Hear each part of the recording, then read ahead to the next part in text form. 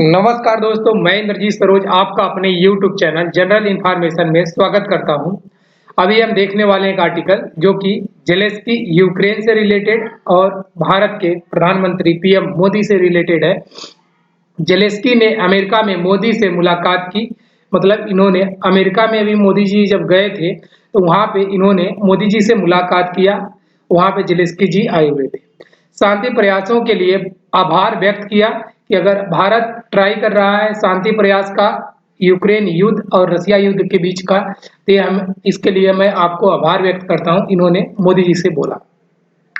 Zelensky के team ने meeting के लिए अनुरोध किया और मीटिंग की मोदी जी के साथ। इन्होंने मोदी जी का ये मीटिंग फिक्स नहीं था।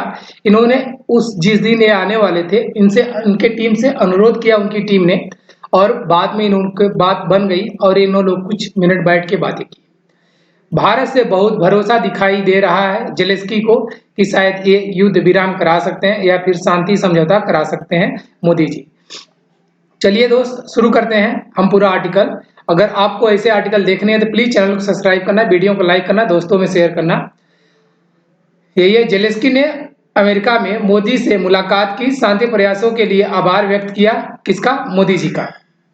कि मोदी जी आप शांति प्रयास कर रहे हो यूक्रेन और रसिया युद्ध का, तो मैं आपको आभार व्यक्त करता हूं। आप देख लेते हैं कि वर्ल्ड मैप पे यूक्रेन एग्जिस्ट कहाँ करता है और रसिया कहाँ है। रसिया तो आपको इतना बड़ा दिख रहा होगा कि रसिया यहाँ है और इसी के यहाँ पे अपना भारत है।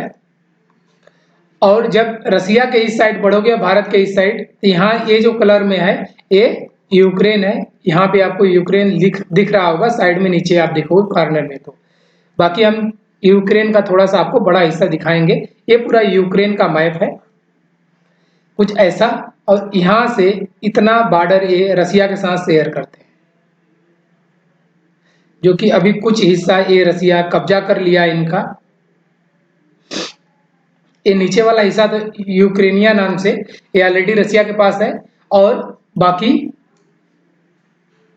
ये इसमें जो ये दूसरा कलर है ये वाला भी रसिया के पास है, और इस साइड रसिया, ऊपर बेरा रूस, यहाँ पोलैंड, फिर रोमानिया, ऐसे ही दोस्त और यूक्रेन ब्लैक सी से बॉर्डर समुद्री सीमा साझा करता है। किसे? ब्लैक सी से। यूक्रेन के नीचे ब्लैक सी है। अब हम लाइन टू लाइन आर्टिकल देख लेते हैं। प्रधानमंत्री नरेंद्र मोदी ने सोमवार को न्यूयॉर्क में नई दिल्ली के लिए रवाना होने से पहले दोपहर में यूक्रेन राष्ट्रपति जेलेंस्की से मुलाकात की। मतलब इन्होंने दोपहर में किया, यहाँ से रवाना होने से पहले।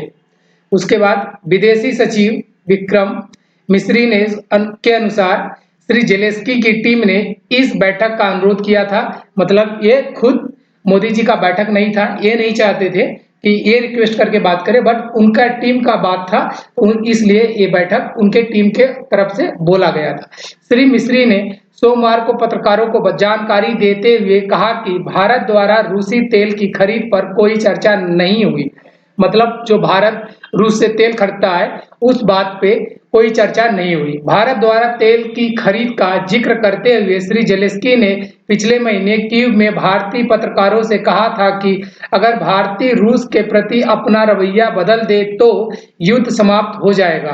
कहने का इनका मतलब ये था कि अगर भारत रूस से तेल खरीदना बंद कर दे तो यह रूस के पास पैसा नहीं पहुंचेगा और यह युद्ध समाप्त हो सकता है। बट वो ये भूल रहे हैं कि हम रूस के बहुत सच्चे दोस्त हैं, अच्छे दोस्त हैं। दोनों नेताओं की पिछली मुलाकात 23 अगस्त को कीव में हुई थी। मतलब यूक्रेन की राजधानी में मोदी जी जब गए हुए थे यूक्रेन, तो यहाँ ये दोनों नेता मिले थे। जब श्री मोदी यूक्रेन की एक छोटी यात्रा पर गए थे, सोमवार की बातचीत के दौरान 3 महीने में उनकी तीसरी, मतलब सोमवार में जो बात हुआ 3 महीने में उनकी तीसरी, और उन्होंने रूस यूक्रेन युद्ध के और यूक्रेन भारत द्विपक्षीय संबंधों पर चर्चा किया कि यूक्रेन भारत का जो युद्ध है, और 3 महीने में उनकी तीसरी ये मुलाकात थी। सरकारी अधिकारी श्री मोदी के दोपहर के कार्यक्रम को लेकर सतर्क थे, क्योंकि बैठक की घोषणा होने से पहले संयुक्त राष्ट्र के भविष्य के शिखर सम्मेलन में उनके संबोधन के बाद यह घोषणा की गई थी कि आपका जेलेंस्की के साथ मीटिंग है। श्री मिस्री ने कहा कि श्री जेलेंस्की ने प्रधानमंत्री को शांति और संघर्ष से बाहर निकलने का रास्ता खोजने के लिए उनके प्रयासों के लिए धन्यवाद किया कि आपने जो ये शांति और इस संघर्ष से जो चल रहा है, इसे बाहर निकलने के लिए आप जो रास्ता तलाश रहे हैं, इसके लिए मैं आपको धन्यवाद देता हूं। बैठक के यूक्रेनी रीड आउट में कहा गया, राष्ट्रपति ने यूक्रेन की संप्रभुता और क्षेत्रीय अखंडता का समर्थन करने के लिए भारत को धन्यवाद दिया। मतलब जब वहां मोदी जी गए थे यूक्रेन में, तब वो ये बोले थे कि राष्ट्र का जो है वो संप्रभुता होना चाहिए और अखंडता भी होनी चाहिए। विदेश सचिव ने पुष्टि की कि संघर्ष को हल करने के लिए बारीकियों पर चर्चा हुई है। मतलब इस संघर्ष को हल करने के लिए बहुत बारीकी से चर्चा हुई कि भाई तुम भी थोड़ा मान जाओ, ये सब बातें नहीं है, आप यूरोपियन कंट्री के बहकावे में मत आओ। श्री मिस्री ने इस बात पर जोर दिया कि श्री मोदी की अगस्त की यात्रा के बाद रूसी राष्ट्रपति पुतिन और अमेरिकी राष्ट्रपति जो बाइडेन के साथ श्री मोदी के बातचीत, मतलब ये तो पहले रसिया गए थे, फिर यूक्रेन गए, उसके बाद अब ये कहाँ गए, बाइडेन के पास, कि सबके चाचा बाइडेन ही है, तो बाइडेन से भी बात करें, देखिए ये क्या बोलते हैं। साथ ही 12 सितंबर को श्री पुतिन के साथ राष्ट्रीय सुरक्षा सलाहकार अजीत डोवाल की बैठक, इसी 12 सितंबर को किसके मुलाकात हुआ था, अजीत डोवाल जी का, किसके, पुतिन जी के साथ। उसके बाद सभी कुछ बारीकियों की ओर बढ़ने का प्रयास है, मतलब सारा का सारा टीम लग गया है। देखते हैं आगे इसका रिजल्ट क्या आता है। विशिष्ट जानकारी उपलब्ध नहीं है, ज्यादा बारीकियां का जो अंदर बात हुई वो चीज बाहर निकल के अभी तक नहीं आई है। श्री मिस्री ने कहा, मैं यह नहीं कहता कि आज विशिष्ट जानकारी उपलब्ध है, लेकिन प्रयास ठीक यही करने का है। मतलब जो भी चल रहा है इसे ठीक करने का प्रयास है, इन दोनों के बीच में जो भी बातें हो रही तीनों चारों के बीच में, इसे ठीक करने का प्रयास है। विदेश सचिव ने कहा कि श्री मोदी इस संघर्ष को लेकर बहुत चिंतित हैं।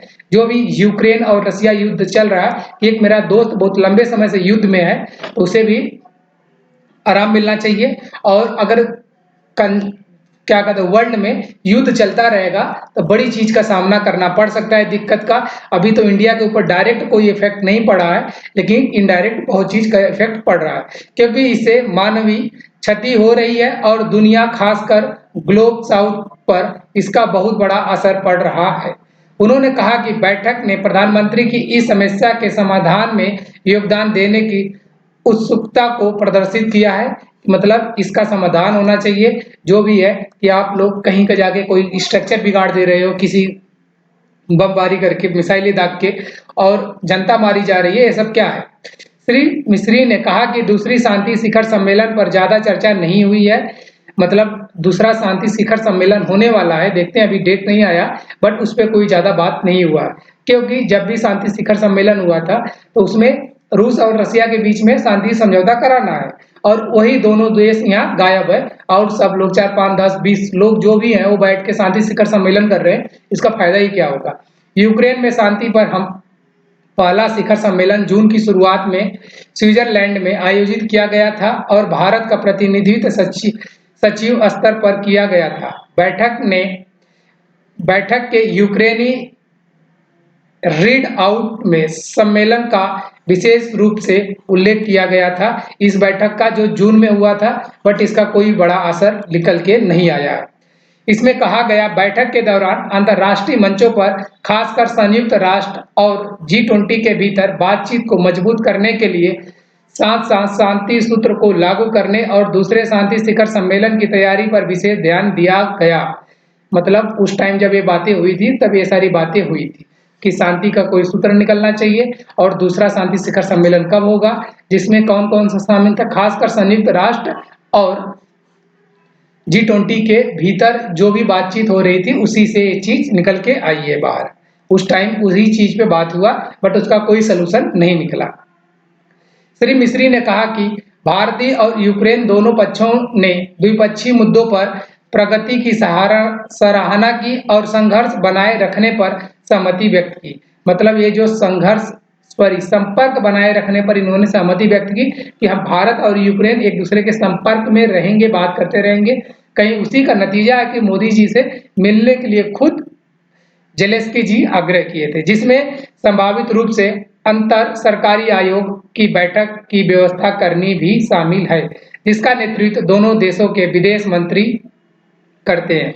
मतलब दोनों देश के विदेश मंत्री इसका नेतृत्व करते हैं। इसका क्या, अंतर सरकारी आयोग की बैठक की व्यवस्था करना, इसका मतलब कि बात अंदर तक चल रही है। यूक्रेनी व्यक्तियों में इनमें से कुछ मुद्दों पर का वर्णन किया गया है, जैसे व्यापार और आर्थिक संबंधों को बढ़ावा देना। इंडिया और यूक्रेन की बात हो रही है।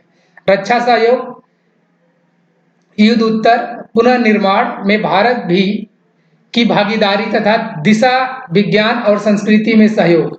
मतलब इस चीज पे ये लोग चाह रहे हैं कि हम एक दूसरे के साथ मिलकर काम करें। देखते हैं दोस्त आर्टिकल में और कुछ अगर आता है यूक्रेन और रसिया भारत से जुड़ा हुआ, तो मैं आपके साथ शेयर करूंगा। ये आर्टिकल मैंने पूरा आपके साथ शेयर किया। थैंक यू दोस्त। अगर आर्टिकल अच्छा लगा तो प्लीज चैनल को सब्सक्राइब करना। ऐसे आर्टिकल देखने के लिए चैनल को आप जरूर सब्सक्राइब करना, वीडियो को लाइक करना, दोस्तों में शेयर करना दोस्त, ताकि ये वीडियो और लोगों तक पहुंचे। Thank you.